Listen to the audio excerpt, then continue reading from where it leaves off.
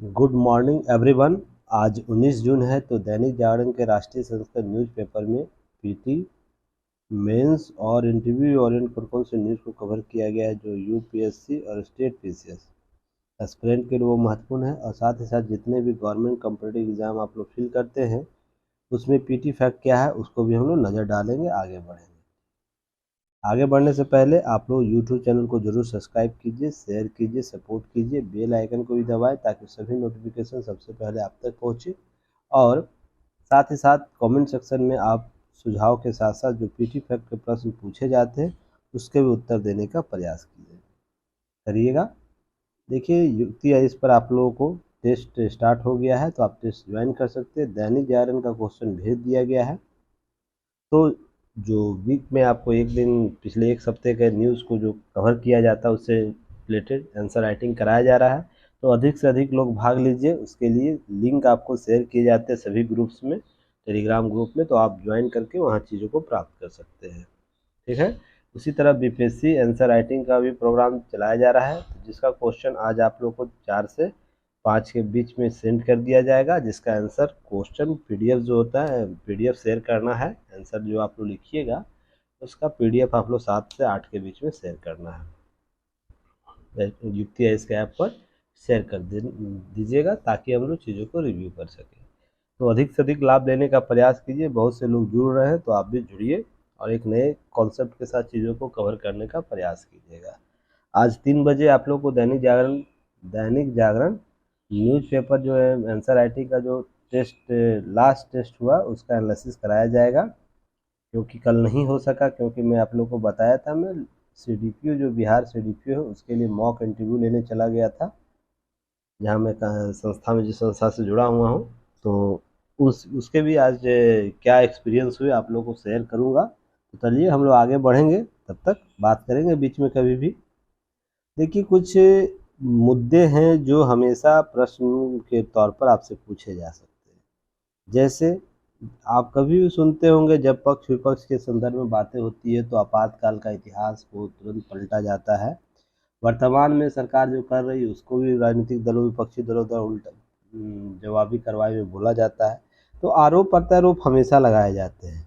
तो आप इस संदर्भ में समझिएगा जो काला इतिहास है तो वो तो है ही, साथ में हमें किस रूप से आगे बढ़ना है, क्योंकि आप है यूपीएससी एस्पिरेंट, पीसीएस एस्पिरेंट। तो आपके पास चेक एंड बैलेंस वाला कॉन्सेप्ट आपके पास होना चाहिए। तो हम उन मुद्दों पर नहीं जाएंगे जहां पर विवाद बार बार खड़े होते हैं। तो कुछ चीज़ों को ध्यान रखिएगा, कुछ चीज़ें यहाँ से उभर कर आई जो आपके हित में काम देगा आने वाले समय में। तो जैसे टीबी से मुक्ति के लिए हम लोग क्या कर रहे हैं, 2025 तक टारगेट रखे हुए हैं। और इस पर मैं पहले भी न्यूज़ कवर किया। और टीबी क्या होता है, टीबी से संबंधित समस्या क्या है, भारत की चिंताएँ क्या है, विश्व स्वास्थ्य संगठन की चिंताएँ क्या है, यूएन की चिंताएँ क्या है, सभी पर मैंने न्यूज़ एनालिसिस कर चुका हूँ। और उसको जाके आप लोग प्रीवियस पीडीएफ में देख सकते हैं या वीडियो एनालिसिस में देख सकते हैं। ठीक है। अब यहाँ पर कुछ बातों को स्पष्ट किया गया, उसे जरूर ध्यान रखिएगा, क्योंकि प्रधानमंत्री के द्वारा बातें की जा रही है तो आपको चर्चा में हमेशा पूछा जा सकता है, समझा जा सकता है। चक्रवात के बारे में चर्चा करें इनके द्वारा। और बोला जा रहा है बड़े से बड़ा लक्ष्य हो तो कठिन से कठिन चुनौतियां भारत के लिए सामूहिक ताकत के हर चुनौती को हल निकाल सकती है। कुछ कंट्रीब्यूशन की बात कर रहे हैं। साथ ही साथ भारत में पिछले सालों आपदा प्रबंधन की ताकत विकसित है और आज उदाहरण बन गई है।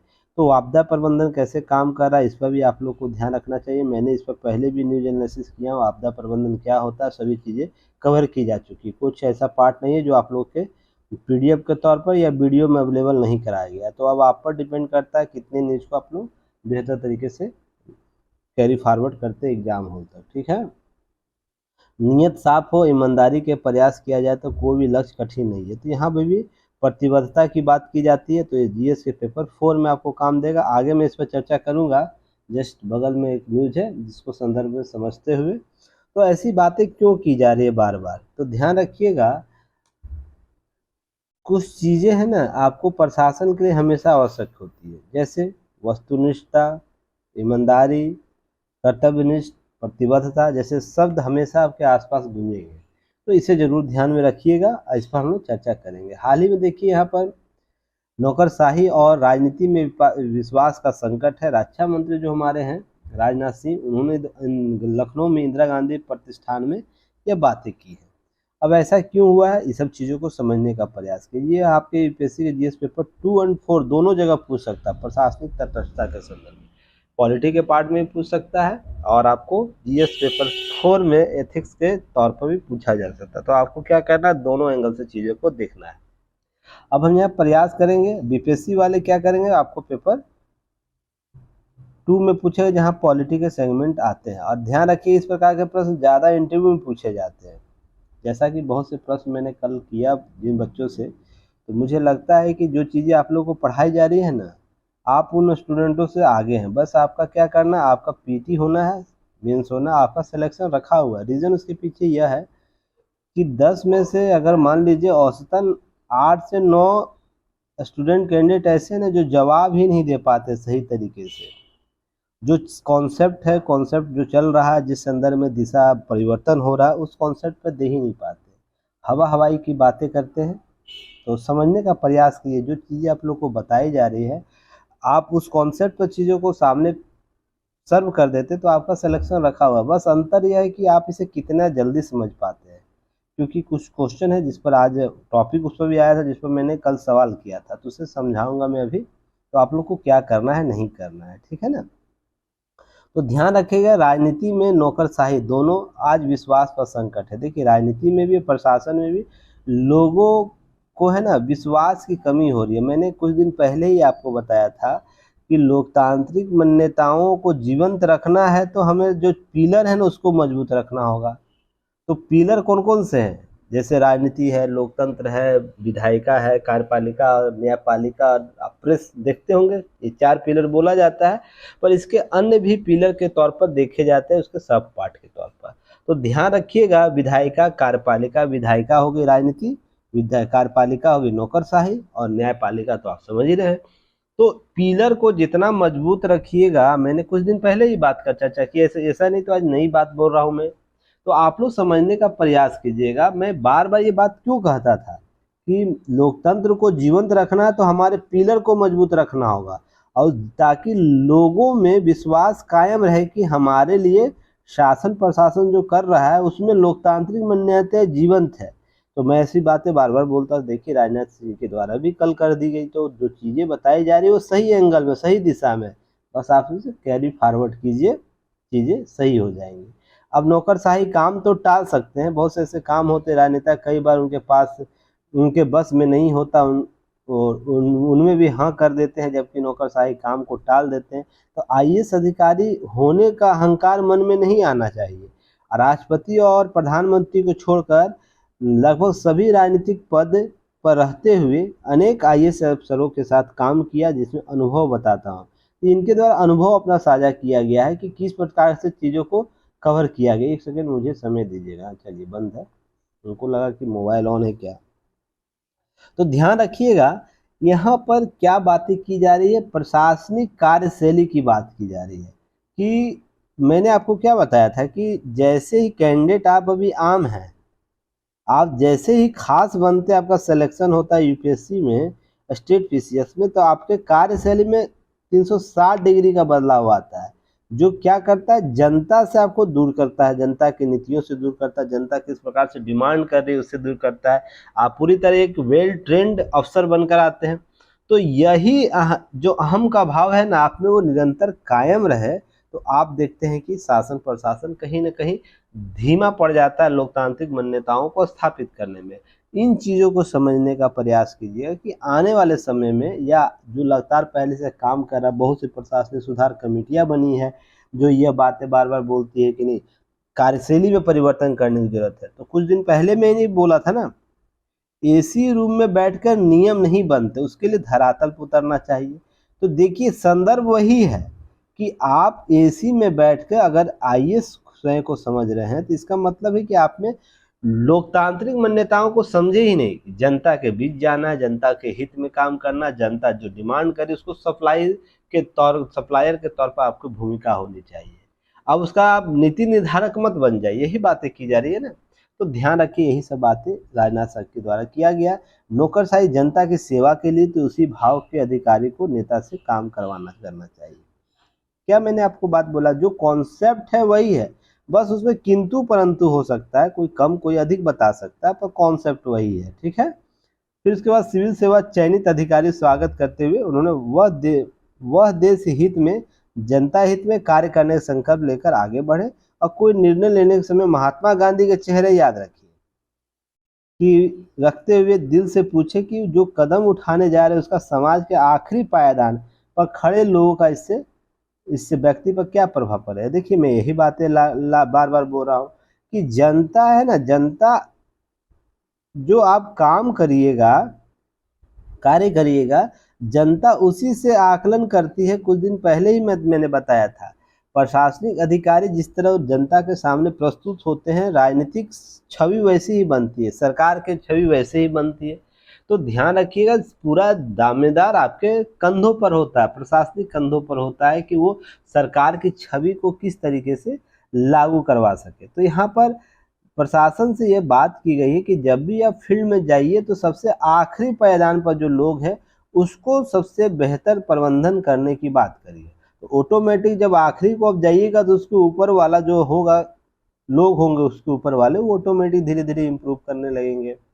अब मैं कुछ दिन आपको एग्जाम्पल भी बताया था, याद है कि जब हम उन्नति करते हैं, सर्वांगीण विकास करने की बात करते हैं, सबसे पिछड़े वर्ग की बात करते हैं, सबसे पिछड़े जो हाशिए पर खड़े उसकी बात करते हैं, हम उत्थान करेंगे तो ABCD ऑटोमेटिक उत्थान करेगा, उस श्रेणी में आएगा। तो जो कॉन्सेप्ट मैंने बताया था वही कॉन्सेप्ट यहाँ भी है, बस समझने का देर है कि आप उसे समझ पा रहे हैं या नहीं, उसे कोऑर्डिनेट कर पा रहे हैं या नहीं। आप लोग मैसेज कीजिएगा, क्या ये सब चीज़ें मैंने हाल के दिनों में नहीं बताया है। ABCD का कॉन्सेप्ट, जब सबसे निचले पायदान पर हम उन्नति करते हैं तो विकास के अन्य मानक जो है वो ऊपर ट्रांसफर होता है। क्लियर है। अब 47 तक युवाओं की भूमिका की बात कर रहे हैं, अंतर्राष्ट्रीय मंच पर भारत के कद बढ़ा है, तो बातें लगातार हो रही है, सब तो लगातार चर्चा के विषय तो है ही। इन सब चीज़ों को समझने का प्रयास कीजिए। चलिए नेक्स्ट हम बात करेंगे, गीता प्रेस को मिलेगा 2021 शांति पुरस्कार, कांग्रेस ने किया विरोध। अब देखिए बात है कि यहाँ पर PT फैक्ट आपसे निकाले जाने चाहिए। यहाँ पर गीता प्रेस को 2021 के लिए आपको गांधी शांति पुरस्कार दिया जाएगा। तो गांधी शांति पुरस्कार क्या है, पहले तो कमेंट सेक्शन में आप लोग ये बताइएगा, यह कब से दिया जा रहा है, इसमें क्या क्या सुविधाएं दी जाती है, क्या क्या लाभार्थियों को प्राप्त होता है। तो ये सब क्वेश्चन का आंसर जरूर देने का प्रयास कीजिए। ठीक है। ऐसा नहीं कि इससे पहले बहुत लोगों को नहीं दिया गया, बहुत लोगों को दिया गया। खासकर ध्यान रखिएगा 1995 से जब गांधी शांति पुरस्कार प्रारंभ हुआ तो 2019 में याद रखिएगा ओमान के सुल्तान कबूस बिन सेद अल सैद को दिया गया। 2020 में बांग्लादेश के जो शेख मुजिबुर रहमान है, जो वहाँ के महत्वपूर्ण नेता के तौर पर स्वतंत्रता संग्राम में भाग लिए थे, बांग्लादेश के स्वतंत्रता संग्राम में। तो जब पाकिस्तान से वो अलग हो रहे थे तो उस समय उनकी महत्वपूर्ण भूमिका थी, तो उनको दिया गया। नेल्सन मंडेला जी को भी दिया गया। तंजानिया के पूर्व राष्ट्रपति जूलियस नरेरे को दिया गया, यह पुरस्कार मिल चुका। इसरो रामकृष्णन बांग्लादेश के ग्रामीण बैंक को, विवेकानंद केंद्र को, अक्षय पात्र को, तो अक्षय पात्र एक NGO है उसको दिया गया। सुलभ इंटरनेशनल जो बिहार के एक सुलभ इंटरनेशनल है उसको भी दिया गया यह पुरस्कार। तो ये सब लिस्ट थोड़ा सा याद रखना है PT फैक्ट के तौर पर, ठीक है ना। अब ध्यान रखिएगा गीता प्रेस से संबंधित विवाद क्या है, तो विवाद के पक्ष में जाइएगा तो कुछ चीज़ें उभरती हैं, तो ध्यान रखिएगा, उस प्रश्न चिन्ह पर हम लोग नहीं जाएंगे। बस ध्यान रखिएगा PT फैक्ट प्रश्न क्या बन सकते, इतना भी हर चीज़ में नहीं जाना आप लोग को है, समझना नहीं सरकार क्या कर रही है, प्रतिपक्ष क्या कह रहा है। कुछ जो इम्पोर्टेंट होगा मैं वहाँ चर्चा कर दूंगा, ठीक है। अब फिल्म आदि पुरुष के बदले जाएंगे विवादित संवाद। देखिए मैंने कल यहाँ से इंटरव्यू में क्वेश्चन पूछा था एक अभ्यर्थी से कि आपने आदि पुरुष फिल्म के बारे में चर्चा सुना है। बोले जी सर सुना है। तो उसमें विवाद किस मुद्दे को लेकर हो रहा है, तो उनके द्वारा बताया गया कि जो चीज़ें विवादित हैं, जिसमें फिल्म निर्देशन से लेकर डायलॉग तक के विवाद हैं, चलचित्र को लेकर विवाद है। तो मैंने यहाँ उनसे यही सवाल पूछा, तो यह स्वतंत्रता का अधिकार क्या इतनी स्वतंत्र सीमाएं दे देती है जिसमें हम किसी भी प्रचलित धारणाओं के विपरीत जाकर कार्य व्यवहार करना शुरू कर दे। तो वो संदर्भ ही नहीं समझ पा रही क्वेश्चन का कि वो किस सेंस में क्वेश्चन पूछा जा रहा है। तो समझने का प्रयास कीजिए, क्या मैंने इस टॉपिक पर आपसे कभी चर्चा किया है? जो तो आप लोग ही बताइएगा किया हो कि नहीं किया। तो मैंने उस दिन ये सब टर्मिनोलॉजी बताया था ना कि वाक और अभिव्यक्ति की स्वतंत्रता क्या देता है, आपको स्वतंत्रता देता है कि आप स्वतंत्र रहिए बोलने में, आचरण करने, व्यवहार करने में, ठीक ना।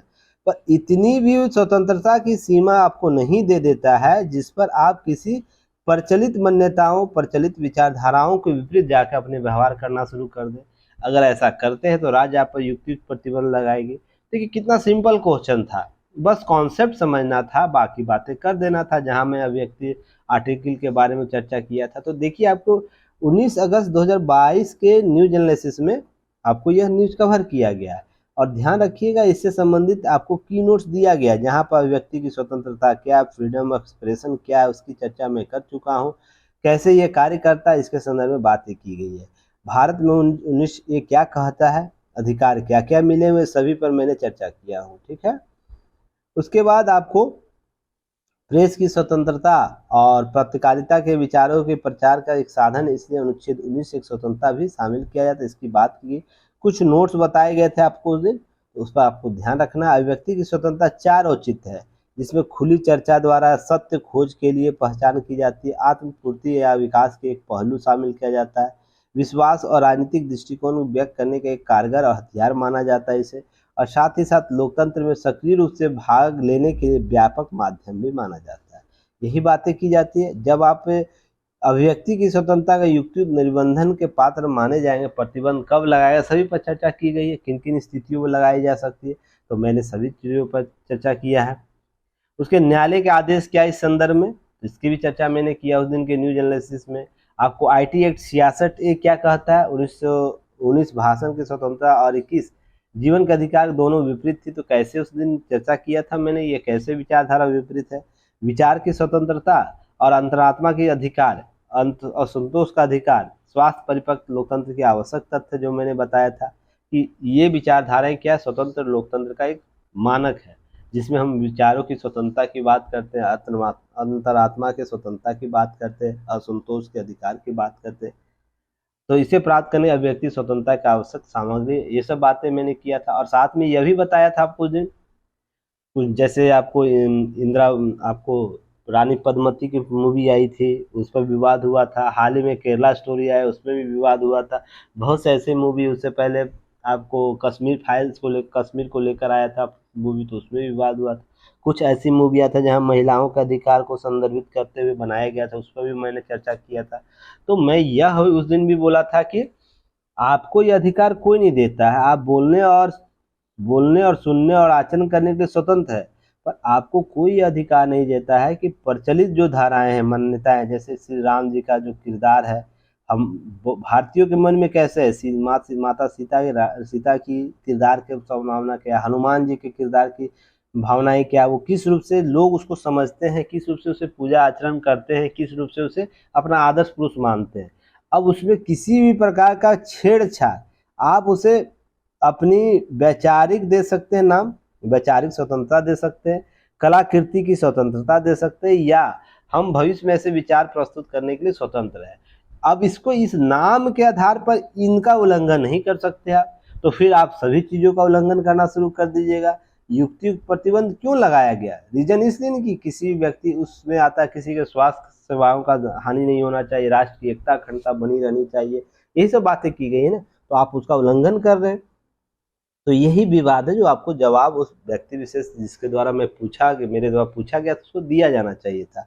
और आप सभी को मैं बार बार ये सब चीज़ें बताया, तो आप अगर मेरे बोर्ड में आइएगा या किसी अन्य के बोर्ड में जाइएगा, अगर प्रश्न पूछेगा तो आप सही तरीके से उत्तर दे पाइएगा, क्योंकि चीज़ों को आप समझ पाए हैं। तो ध्यान रखिएगा, इन सब चीज़ों को अच्छे से कवर करना है, ठीक है ना।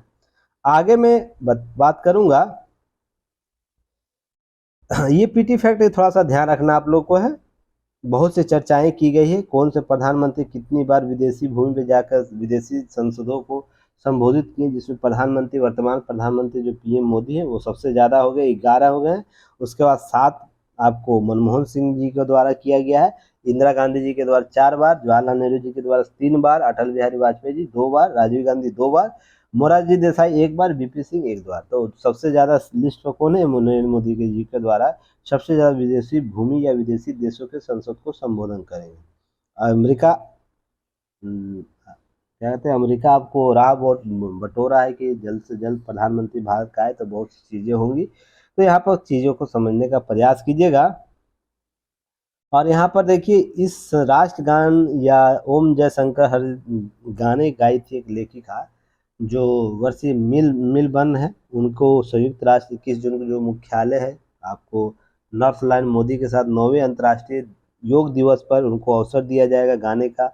इस अवसर पर संसद भवन में आ रहे हैं, अमेरिका जा रहे हैं, तो उनके प्रोग्राम को भी हॉलीवुड अभिनेत्री जो है गायिका मेरी मिलबर्न, उनको मौका दिया गया है कि भारतीय रिश्तों और अमेरिकी रिश्तों को बेहतर तरीके से अपने गायन प्रस्तुति के साथ शामिल करें और एक नए नए कॉन्सेप्ट को डेवलप किया। जैसे ये सब चीज़ें हैं पीटी फैक्ट पर, याद रखिएगा। गायिका मेरी मिलबर्न, आज यूट्यूब पर सर्च कीजिएगा, उनके गायन को जरूर सुनिएगा।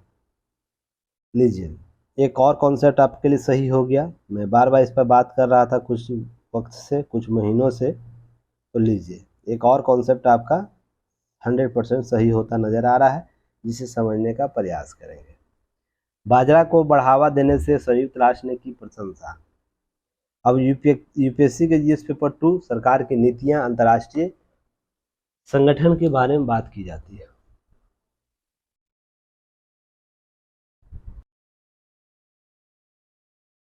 तो ध्यान रखिएगा, संयुक्त राष्ट्र कृषि विकास निधि, जिसे हम लोग IFAD बोलते हैं, ने बाजरा की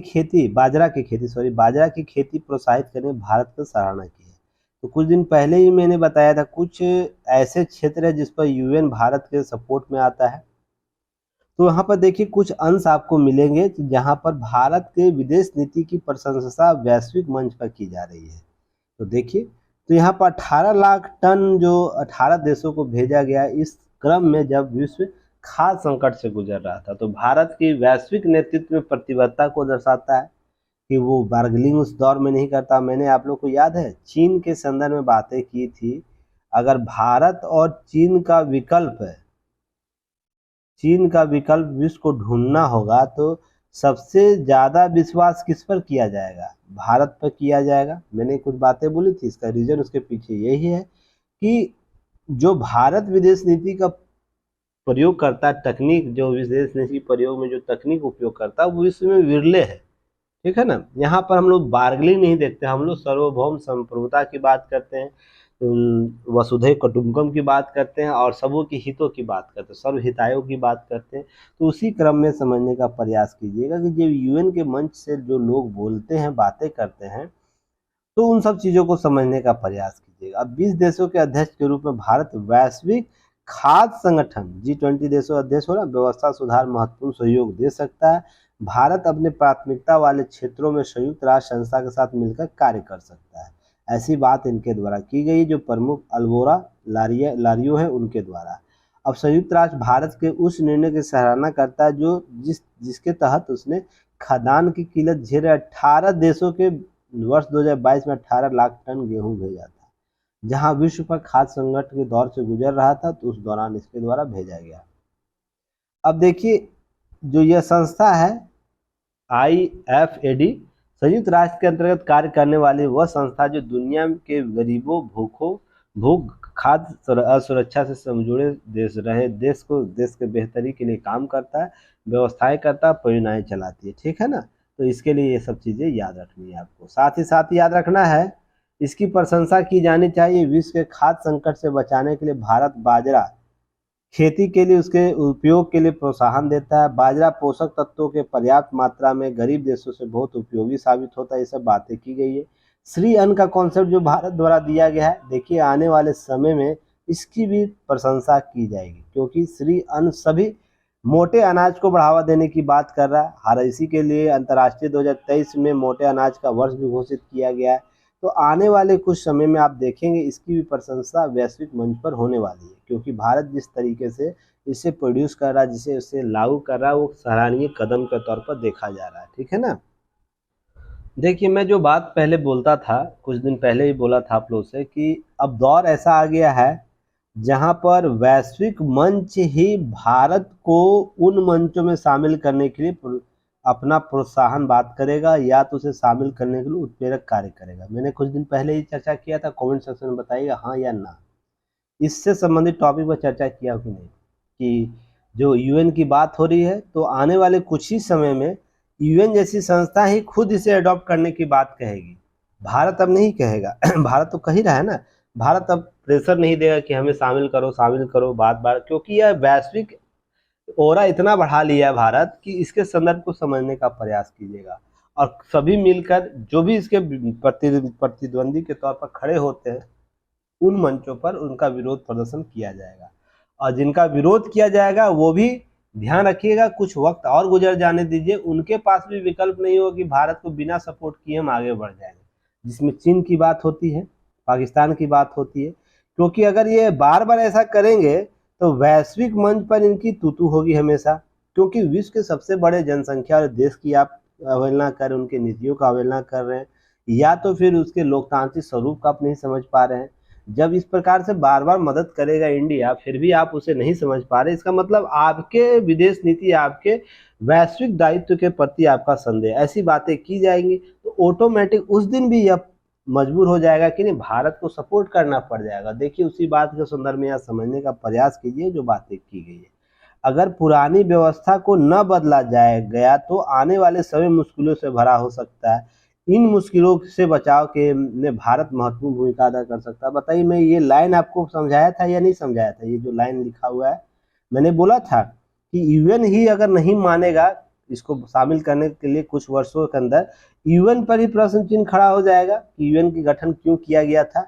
जब लोकतांत्रिक स्वरूप को ही नहीं वो एडप्ट कर पा रहा है तो उसके लिए मुश्किल हो जाएगा। और इन सभी चीज़ों से बचने के लिए क्या भारत एक महत्वपूर्ण भूमिका अदा कर सकता है, ये चीज़ मैंने बोला थी, याद है आप सभी को? तो थोड़ा ध्यान रखिएगा कि जो चीज़ें बताई जा रही है वो कैसे आपको आने वाले समय में वो सही होंगी।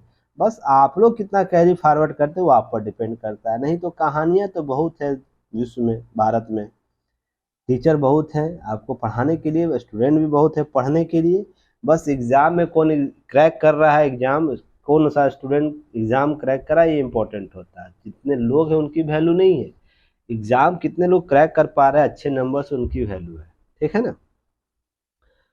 पास तो सभी होते हैं। मान लीजिए 900 की सीट है, 900 स्टूडेंट पास करेंगे तो सभी पास होते हैं, पर चर्चा किन की होती है? जो खास होते हैं।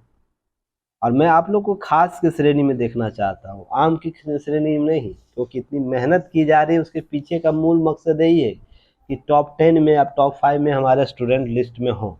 इसके लिए जितनी मेहनत हमारे तरफ से की जा रही है उतनी मेहनत आपसे भी अपेक्षित की जाती है और करनी ही होगी। अगर नहीं करिएगा तो फिर ये सपना भूल जाइए। मैं टू द पॉइंट बोलता हूँ, इससे आपको अच्छा लगे या बुरा लगे। अगर सिलेक्शन चाहती है यूपीएससी और पीसीएस स्तर के अधिकारी बनने के लिए तो ढुलमुल रवैया ये नहीं चलेगा। ठीक है ना? जो चीज़ें बताई जाती है उसको करिए, लिखिए बार बार। बहुत से स्टूडेंट लिख रहे हैं, उससे सीखिए कैसे लिखा जाता है। बाकी कहानियाँ करिएगा तो बस खुद को सीमित कर लीजिएगा, नहीं तो देखिए फ़ायदा नहीं है पीटी में भीड़ जमा करने से। मेहनत आप करिएगा नहीं पीटी ओरिएंट चीज़ों को लेकर, मेंस में भीड़ जमा करें, मेंस ओरिएंट चीज़ों को कवर कीजिएगा नहीं तो सिलेक्शन फाइनल इंटरव्यू तक कैसे चलिए? बताइए। इंटरव्यू में जो सिंपल सिंपल क्वेश्चन जो पूछा गया मेरे द्वारा, मैं अपेक्षित करता था जो सीडीपीओ के एग्ज़ाम में मेंस लेकर आया तो उसके पास इतनी तो समझ होनी चाहिए कि वैश्विक तौर पर क्या बदलाव हो रहे हैं। ठीक है? राष्ट्रीय मुद्दे क्या है, बिहार के मुद्दे क्या है, मैंने चर्चा किया था। और ये मैं बड़े संस्थान में गया था, ऐसा नहीं कि छोटा मोटा संस्थान था जहाँ बच्चे आएंगे। और जो पास किए तो बच्चे कहीं भी आए, बच्चे तो अच्छे तरीके से न कवर करके आएंगे।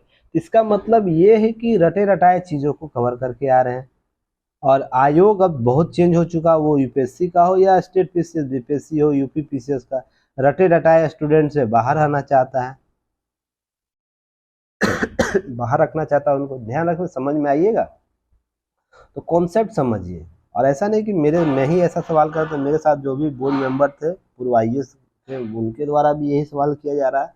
एक टीम संचालक थी, वो भी उनके द्वारा सवाल किया जाता, उसी प्रकार के जवाब उनके द्वारा दिया जा रहा है। क्वेश्चन कुछ पूछा जाता है, आंसर कुछ देते हैं। तो ध्यान रखिएगा ये आपके हित में नहीं है, ठीक है ना। आप भी कभी आइएगा इंटरव्यू देने तो आपके में ऐसा ना हो प्रवृत्ति, तभी तो मैं इतना मेहनत कर रहा हूँ ना। अब चलिए, आर्टिफिशियल इंटेलिजेंस वरदान है या अभिशाप, इस पर कितनी बार चर्चा किया गया। कुछ डाटा आया, डाटा को लिख लीजिएगा, जिसमें 4 पॉइंट लाख कुछ कुछ बातें की गई हैं, इसको डाटा को लिख लेना है, ठीक ना।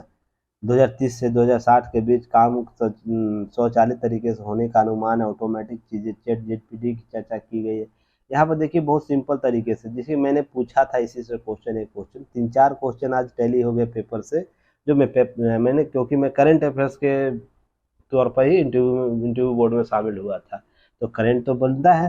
तो बार बार चर्चा हो रहा है AI का चर्चा, तो मैंने उसने उनसे पूछा कि ये मुझे बताइए काम कैसे करता है। अब हम कैसे समझेंगे साधारण तौर पर AI काम कैसे करता है। हम ये आर्टिफिशियल इंटेलिजेंस तो पढ़ते हैं, समझते हैं, तो AI कैसे काम करता है सरल शब्दों में बताइए, तो वो बता नहीं पा रहे हैं लोग। तो देखिए यहाँ पर दिया भी गया है, और पहले भी मैंने आपको बताया था कैसे ये काम करता है, कैसे करती है काम। तो सभी क्षेत्रों में कैसे ये काम करता है इसके बारे में चर्चा किया हुआ है। इसे आप लोग राइट डाउन कर लीजिए, बहुत अच्छे तरीके से दैनिक जागरण इसे कवर किया है, इसे जरूर कर लीजिएगा। आपको जो टिक लगाया हुआ, बाकी ये सब चीज़ें पहले भी चर्चा हो चुकी है, नहीं समझ रहे हैं तो ढंग जादुई कलम पर, ये सब अपने अपने विचार है, तो पहले कवर कर किया जा चुका, तो इसको लिखना नहीं है, ठीक है ना, इन दोनों सेगमेंट को। बाकी आपको ये पॉइंट यहाँ से लिख लेना है, इसको लिख लेना है, और लास्ट ये वाला लिख लेना है, ताकि जो भी डाटा कलेक्शन हो आप कर लीजिए, ठीक है ना। और AI पर बहुत दिनों से चर्चा हो चुकी है, तो ज़्यादा इस पर विशेष चर्चा नहीं करनी है। अब लीजिए UCC के बारे में मैं उनसे पूछा प्रश्न, और यहाँ पर तो उस स्टूडेंट के द्वारा ही बातें कह दी गई हवाई वाली। याद है मैंने अभी हाल ही में जो कमेटी उत्तराखंड में बैठी है, उस पर रिपोर्ट आया था, चर्चा किया था मैंने न्यूज एनालिसिस में, और संविधान सभा में क्या विचारधारा थी उसकी चर्चा की थी, और कैसे व्यक्ति विशेष उसमें काम दे रहा है। जो लोग यह कयास लगाए जा रहे थे कि मुस्लिम वर्ग इसका विरोध करेंगे, तो कुछ मुस्लिमों के द्वारा विरोध किया गया, और उत्तराखंड में जो कमेटी बैठी है उन्होंने बताया कि मैं अधिक से अधिक लोग इसका सपोर्ट किए इस वर्ग से। तो जो कॉन्सेप्ट समाज में चल रहा है कि नहीं, इससे मुस्लिम वर्गों के हितों का जो हित है वो सुरक्षित हो जाएगा, वो कॉन्सेप्ट ही बदल गया है। तो मैंने क्या बताया था आपको याद है कि यह समान नागरिक संहिता को केवल इस आधार पर मत समझिए कि क्या है कि यह कुछ अधिकारों को बराबरी कर रहा है, यह बहुत से कॉन्सेप्ट को है ना समाहित कर रहा है, जिसमें महिला सशक्तिकरण की भी बात होती है, महिला बराबरी की बात हो रही है, जवाबदेही की बात हो रही है, जिसमें मुद्दे हैं, कुछ कुछ मुद्दे हैं, तो ध्यान रखिएगा। वितरण कैसे किया जाएगा, तो ये सब बातें हो रही हैं, तो उसमें समान नागरिक संहिता एक अहम भूमिका अदा कर सकती है। ये सब बातें की जा चुकी है। देखिए सेम बात आपको हरिवंश नारायण जी के द्वारा भी किया गया है, हृदय नारायण जी के द्वारा। तो ध्यान रखिएगा यहाँ पर जो चीजें की गई। विधि आयोग ने हाल ही में समान नागरिक संहिता के संबंध में देश के सामाजिक और धार्मिक संगठनों सुझाव मांगे हैं। विधि आयोग कार्य प्रशंसनीय है, पर कांग्रेस ने इसका विरोध करते हुए मोदी सरकार ध्रुवीकरण एजेंडा है। ये राजनीतिक पटल छोड़ देना है, बाकी कहानी आपको याद रखनी। जैसे किसी पंथ निरपेक्ष राष्ट्र में विश्वास आधारित सांप्रदायिक समूहों के लिए निजी कानून का कोई औचित्य नहीं है। जैसे ही हम पंथ निरपेक्ष की बात करते हैं ना, तो क्या होता है, मैंने आप लोग क्या बताया था, जितना बेड़ा गर्द इस सेकुलरिज्म शब्द ने किया हमारे देश का, उतना किसी शब्द ने नहीं किया। कभी किसी दिन पहले मैंने बात किया था ना, जिसने इसे, क्योंकि इसने एहसास दिला दिया कुछ वर्गों को कि आप है ना किसी से नीचे हो, ABCD से नीचे हो। मैंने उस दिन बताया था आपको ऐसा क्यों महसूस होना है कि आप अल्पसंख्यक हो, क्यों महसूस होना है। मुस्लिम लोगों को दिया गया, अन्य लोगों को भी दिया गया अल्पसंख्यक का दर्जा, तो क्यों आपको महसूस होना है। क्यों नहीं आप संसाधन के साथ, देश के संसाधन के साथ समानांतर रूप से आगे बढ़ना चाहते। अगर एक हिंदू वर्ग बढ़ रहा है तो आपको क्यों नहीं बढ़ना है, पहले ये सवाल का जवाब ढूंढिए, तो बाकी अल्पसंख्यकों का कॉन्सेप्ट है वो बाद में लाइएगा। पहले स्वयं से आधार पूछिए, क्यों नहीं आपको देश के भागीदारी में समान अधिकार के साथ समान तौर पर एक ही बेंचमार्क पर चलना है। अगर ये चीज समझ गए तो सारे समस्याओं का अड़चन समाप्त हो जाएगा, जो भी समस्याओं के आगे अड़चन आता है। क्योंकि यह चीज ही नहीं समझाया जा पा रहा है कि व्यक्तियों का दायित्व क्या है। हमेशा अधिकार की बात की जाती है, कुछ अधिकार ऐसे होते हैं जो कर्तव्य से बड़े होते हैं। अब मान लीजिए मैं एक चीज बताऊं आपसे, पूछूं तो बताइएगा आप लोग क्या ये मैं गलत बोल रहा हूँ या सही बोल रहा हूँ? ठीक है ना। आपका मौलिक अधिकार है कि आप अपना सर्वांगीण विकास कीजिए, है ना। सर्वांगीण विकास कीजिए, उसके लिए बहुत से साधन उपलब्ध होंगे। एक व्यक्ति के तौर पर वही व्यक्ति जब माता पिता बन जाता है तो उसके सर्वांगीण विकास के महत्व ही चेंज हो जाते हैं, उसके परिभाषा ही चेंज हो जाते हैं। वो अपने बच्चों के सर्वांगीण विकास का बात करना शुरू कर देगा। तो क्या होता है, वो मौलिक अधिकार किस में कन्वर्ट हो जाता है? कर्तव्य में। तो बताइए, मौलिक अधिकार ज्यादा बड़ा है या कर्तव्य बड़ा है? आप इसमें कमेंट करके बताइएगा। तो जैसे ही जब आप माता पिता बनते तो आपका कर्तव्य ज्यादा इम्प्रूवमेंट हो जाता है। जैसे आपके अपने हित क्या हैं वो इम्पोर्टेंट नहीं हो जाते बहुत से मामलों में। जैसे आप एस बेगम जी जो हैं गुजरात से, जो उनको अपना स्वयं का आधार एग्जाम्पल देख लीजिएगा। क्यों? आपके सार्वजनिक अधिकार क्या है, अभी वर्तमान अधिकार क्या है, उससे ज्यादा हित आपको क्या है कि आपके जो नेक्स्ट जनरेशन के लिए जो आपका कर्तव्य वो इम्पोर्टेंट हो जाता है ना। तो राज्य के साथ भी ऐसा ही होता है कि आपके अधिकार एक समय तक सही है, पर एक समय के बाद वो कर्तव्य में जब कन्वर्ट होता है तो आपके अपने अधिकारों को ना थोड़ा सा के लिए ब्रेक डाउन करना पड़ता है। और राष्ट्र भी ऐसे ही है। आप किसी भी धर्म विशेष से क्यों नहीं जुड़े हुए क्यों नहीं हो, फिर भी आपका मौलिक अधिकार से अधिक क्या है? कर्तव्य राष्ट्र के प्रति जो आप देह बनाता है। आपको सर्वांगीण विकास के सारे अवसर दिए जाएंगे, पर जब राष्ट्र की बात आएगी, राष्ट्र की एकता, अखंडता, विकास की बात आएगी तो मौलिक अधिकार को आपको साइड रखना ही होगा। इस चीज को जिस दिन सारे लोग समझ जाएंगे वो चीजें आसान हो जाएंगी। यहाँ धर्म आएगा ही नहीं रास्ते में। पर यहाँ पर क्या चीजें कि यहाँ पर प्रोपेगेंडा आपको जो तरीके से देखने को मिलेगा। जो प्रबुद्ध व्यक्ति है, समझदार व्यक्ति, वो इन सब चीजों में नहीं पड़ता है। अब है कि जो चीजें अब 1% समाज में ऐसे लोग हैं सभी जगह, 1 से 2%, 5% मान के चलिए, अधिकतम 5%, वो हिंदू में भी है, मुस्लिम में भी है, सिख में भी है, ईसाई में है। तो ये उन मुद्दों को उठाएगा जिससे देश की एकता, अखंडता हमेशा प्रश्नचिन्ह खड़ा रहेगा। आप स्वयं के देखिए, बाकी 95% हर वर्ग में देश की एकता, अखंडता की बात करते हैं, पर उनकी बोलचाल में उनको समाज में वो स्थान नहीं मिलता जो इन लोगों को मिल जाता है। समझ गए बात को? तो यहाँ पर बातें समझिएगा। यहाँ पर कुछ कॉन्सेप्ट बताएगा, उसे ध्यान रखिएगा, जिसमें बात की गई भारत शासन अधिनियम 1919। फिर उसके ब्रिटिश सरकार नवंबर 1927 में क्या रिपोर्ट का साइमन कमीशन बनाया, जिसके आधार पर भारतीय आयोग कोई भारतीय नहीं था। राष्ट्रवादी आंदोलन से क्षुब्ध थे, ब्रिटिश सत्ता इससे असंतोष थी। दूर करने के बजाय आंदोलनकारियों से पूछा, क्या आपने अपने देश के लिए कोई संविधान बना सकते हैं? बातें की। यही सवाल 1925 में भारत के सचिव वीरेन किलहैंड और इंग्लैंड के लॉर्ड सभा में उठाया गया। तो यहाँ पर भारतीय जो मांग थी उसको विपरीत करते हुए क्या किया गया, उनको बातें की गई कि आप एक साझा कॉन्सेप्ट लेकर संविधान आइए जिसके सभी की भागीदारी और सभी के हितों की रक्षा हो। तो यहाँ पर क्या हुआ, कुछ लोग इसके विरोध में आ गए। नेहरू कमेटी बनती है, उसके बाद बहुत सी चीजें बताइए। क्यों बताया जा रहा है? रीजन उसके पीछे है कि जब हम राष्ट्र के तौर पर बात करते हैं ना तो हमारे न्यूनतम साझा होनी चाहिए और अधिकतम परिणाम राष्ट्र को मिलना चाहिए।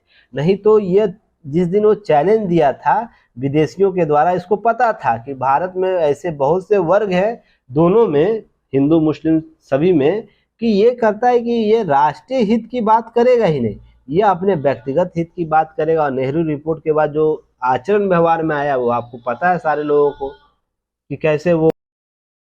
तो मैं ये बोला कि उसमें कैसे विचार, उनको पता था कि देश में क्या विचारधाराएं डेवलप हो रही। तो आपको पता होगा कि साइमन कमीशन के जाने के बाद नेहरू रिपोर्ट बनता है, तो नेहरू रिपोर्ट में कैसे विचारधाराओं में परिवर्तन देखने को मिल जाता है। तो विदेशी शक्तियां इसका लाभ लेती है। सेम पैटर्न अभी भी है। अभी हम कोई कॉन्सेप्ट लाते हैं तो उसके लिए पक्ष विपक्ष दोनों खड़ा हो जाएगा, पक्ष में कुछ लोग होंगे, विपक्ष में कुछ लोग होंगे, पर वहां पर राष्ट्रीय हित गौण हो जाएगा। सब अपने अपने व्यक्तिगत हित, अपने धार्मिक हित की चर्चा करेंगे, पर राष्ट्र के तौर पर आप जिंदा तभी रह पाएंगे जब राष्ट्र बचेगा ना, राष्ट्रीय हित बचेंगे।